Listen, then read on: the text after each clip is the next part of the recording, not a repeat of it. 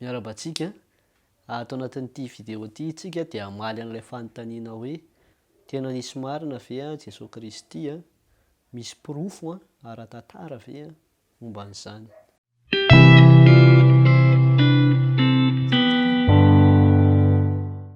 Ny fanontaniana ovalintsika moa dia ny hoe tena nisy marina ve i Jesosy Kristy. Izay fanontaniana izay dia midika hoe aza hamarinina amin'ny alalan'ny baiboly ny fisiny fahamarino amin'ny zavatra hafa, dia ho porofontsika ara-tantara zany fa tena nisy marina i Jesosy. Raha ny filazan'ny olona moa dia ny filazany tsara hozy izy tany amin'ny 2e siècle tany ny soratana. Misy tsy marina izay ary tsika tsy mino an'izay.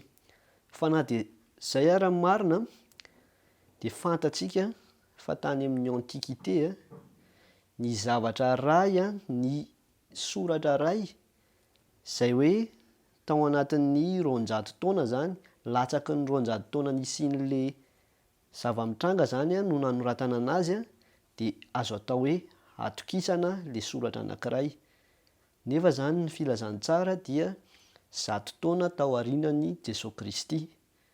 Izany hoe atokisana bebe kokoa zany ny filazantsara fa milaza ny fahamarinana momba n'isian'i Jesosy Kristy. Na izany aza ny ankamaroan'ny manam-pahaizana na kristianina na tsy kristianina dia manaiky fa ny filazantsara ny epistily nosoratan'i Paoly dia nosoratany tany amin'ny atsasaky ny 1er siècle tany. Izany hoe latsaky ny 700 taona tao aorianan'i Jesosy Kristy. Izany hoe raha arak'ilay tenenitsika teo zany dia mbola azo atokisana lavitra kokoa indray izay teny izay manambara an'i Jesosy Kristy izay. Ankoatr'izay nefa dia hita ao anatina soratra sy asa soratra taloha tany amin'ny 1er siècle sy 2e siècle tany fa maro ireo mpanoratra tsy kristianina no milaza fa nisy izany Jesosy Kristy izany. Aza avaintsika kely aloha mampatonga ny hoe tsy dia betsaka ny porofo ara-materiel hoe nisiany Jesosy Kristy sy ny tantara nolazain'ny nanatry maso tamin'izany satria fantatsika fa tany amin'ny taona 70 tao aorianan'i Jesosy Kristy dia notafihan'ny Romanina zany Jerosalema dia maro ny olona ny finoany, maro ny zavatra nipotehany. Izany hoe vitsy zany ireo olona nanatry maso ny fahafatesan'i Jesosy Kristy no afaka ny tantara, dia ny porofo koa vitsivitsy satria efa somary potika. Ho jerentsika ary hoe iza avy ireo mpanoratra tsy kristianina izay tena natokisan'ny olona. Ireo tsy kristianina moa zany hoe tena nisy ireo olona ireo ary mitantara ny zava-nisy tamin'izany 1er siècle izany, ary ao anatin'ireo tantaran'ireo dia misy ny soratra hoe nisy an'izany Jesosy Kristy izany tamin'izany. Ny hojerentsika voalohany dia i Tasita. I Tasita dia historien anankiray tamin'ny andron'ny antikité.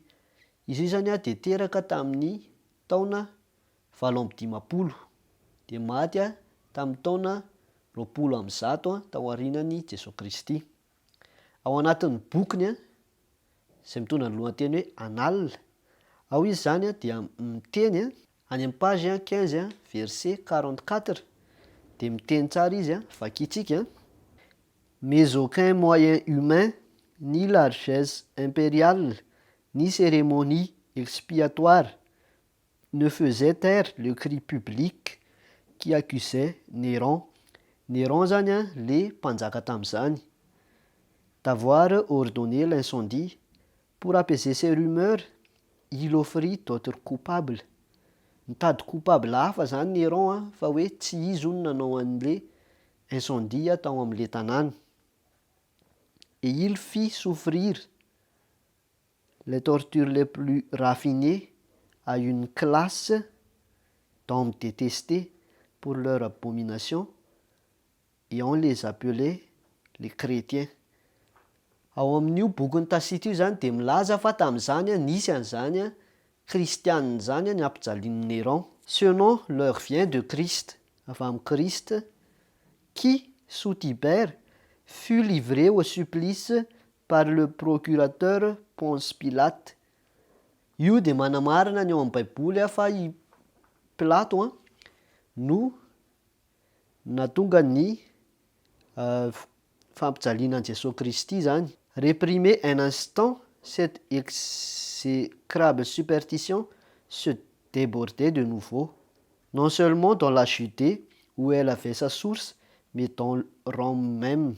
Tasita zany eo dia milaza fa io zavatra nataon'ny chrétien io finoan'ny kristianina io dia avy amin'ny Kristy, Jesosy Kristy, izay lazain'ny Tasita moa hoe zavatra tsy mandeha amin'izay laoniny dia efa nijanona kely ozy izy ilay izy fa avy eo indray miverina, ohatrany hoe verina nisy olona nanaraka be da be zany ilay izy après. Izay zany ny filazany Tasita anazy. Tasita moa dia anisan'ny historien tena natokisan'ny olona na kristiana izy na tsy kristiana hoe anisan'ny nanoratra ny zava-nisy tamin'ny zany premier siècle zany. Misy lehilahy anankiray koa antsoina hoe Flavius Joseph. Io zany dia jiosy izay nanoratra boky tamin'izany hoentina hampahafantarina ny kolontsaina jiosy amin'ireo grika sy romanina. Teraka tamin'ny taona 37 izy dia maty tamin'ny taona 100. Dia tao anaty boky hoe Antiquité judaïque, tao izy niresaka fa nisy an'izany Kristy Jesosy zany tamin'izany andro zany. Dia ohatr'izao fomba fitenenana anazy: en ce temps-là paraît Jésus, un homme sage, si toutefois il faut l'appeler un homme. Satria nalaza ozy izy tamin'izany zany fa hoe tsy olombelona akory zany Jesosy zany fa tena hoe zanak'Andriamanitra ilay izy. Car c'était un faiseur de prodiges, un maître des gens qui recevait avec joie la vérité. Il entraîna beaucoup de Judéens et aussi beaucoup de Grecs. Celui-là était le Christ. Et quand Pilate, sur la dénonciation des premiers parmi nous, le condamna à la croix. Anankiroa zay miteny hoe Pilato no natonga anazy teny amin'ny croix, zany hoe tena nisy zany le tantara tao anaty baiboly ary koa tena nisy le Jesosy Kristy. Ceux qui l'avaient aimé précédemment ne cessèrent pas, car il leur apparut le troisième jour, vivant à nouveau. Io zany manamarina fa nitsangana tamin'ny maty koa izy. Les prophètes divins avaient dit ces choses et 10 000 autres merveilles à son sujet.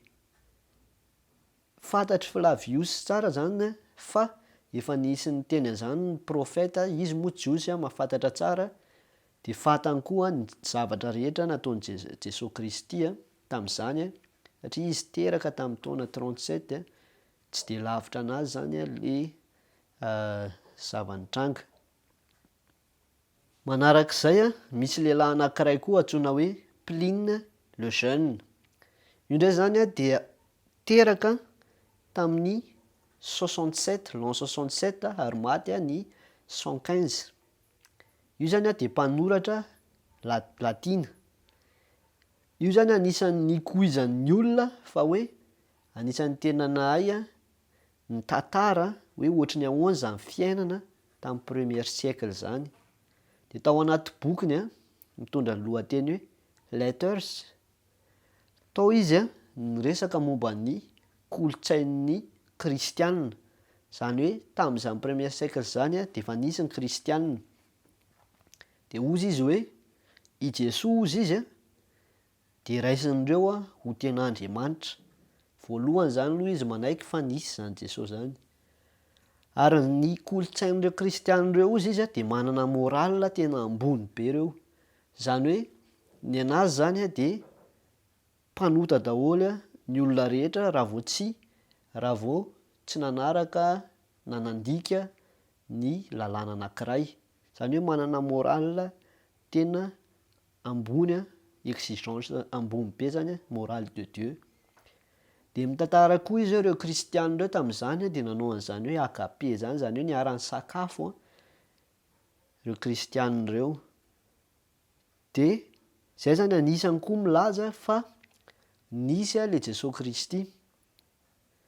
Ny boky taloha koa hoe Talmud babylonien de milaza fa Jesosy de nombona talohan'ny Pasika, fa hoe nanao resaka sorcellerie moa zany fiantsoany zareo anazy ao de nitenenina koa izy hoe nampatonga anazy nombona ozy izy satria nitarika an'i Jiosy ho amin'ny apôstazia. Le apôstazia zany de hoe hiala amin'ny finoana, tarika an'i Jiosy hiala amin'ny finoana Jiosy zany ilay Jesosy Kristy zay de nombony zareo.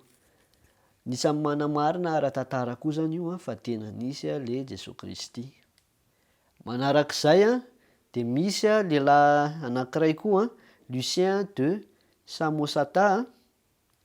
Io koa zany de anisan'ny miresaka momba ny Jesosy Kristy tao anatin'ny zavatra nosoratany. Izy moa zany dia teraka tamin'ny taona 120, maty izy ny taona 180. Mpanoratra koa zany izy io.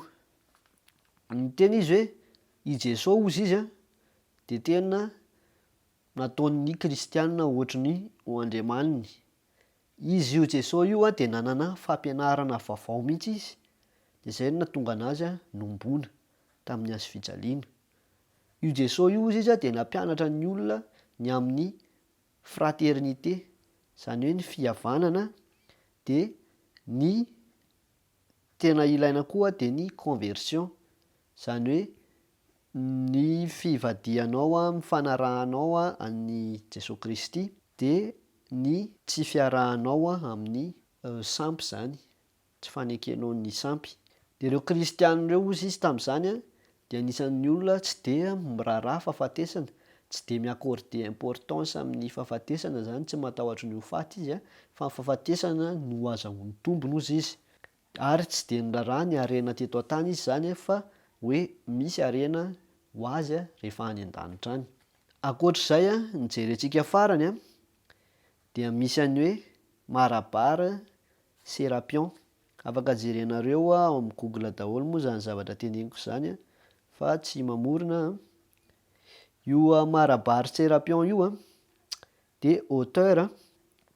Izy moa zany de tany amin'ny taona 50 tany koa izy niteraka, zany hoe fiabla daholo zany hoe zavatra soratandreo raha araka ny le lazaintsika tany amin'ny voalohany.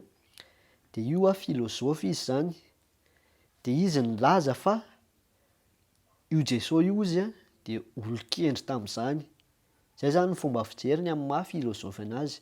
Io Jesosy io izy de olon-kendry no heverin'ny olona mihitsy ary izy hoe mpanjakan'ny Jiosy, mpanjakan'ny Israely. Zay mbola lazaintsika ihany hoe mbola mifandray amin'le lazain'ny baiboly ihany zay mbola tsy mandainga zany ny baiboly hatreto. De novonoin'ny Jiosy io,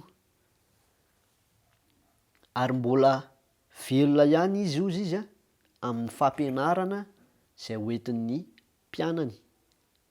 Izy zany tsy malala hoe mbola nitsangany Jesosy izy fa ny anazy hoe le mpianany mbola mampianatra an'le fampianarany foana mampatonga anazy mbola velona foana. Amarana anazy ary de raha jerena zany amin'ny ara-tantara amin'ny fomba firesak'ireo tsy kristianina de zao ny zavatra nolazainy momba an'i Jesosy Kristy. Io Jesosy io izy dia mpanao magia tamin'izany nitondra fampianarana vaovao. Zay le nitenenin'le Lucien teo. Nombony izy tao alohan'ny Pasika. Zay le nitenenin'ny Talmud. Izy de nilaza ny tenany fa Andriamanitra ka mbola hiverina, zay no mahatonga azy hivavahan'ny mpianany ary mbola velona foana ny fampianarany rehefa mbola mampianatra foana an'izay fampianarana izay ny mpianany. Zay zany lazain'ny historien, écrivain, philosophe tamin'izany premier siècle zany momba ny Jesosy Kristy. Voaporofo zany ara-tantara fa tena nisy Jesosy Ary tena zavatra marina ara-tantara no zavatra voarakitra tao anaty baiboly a.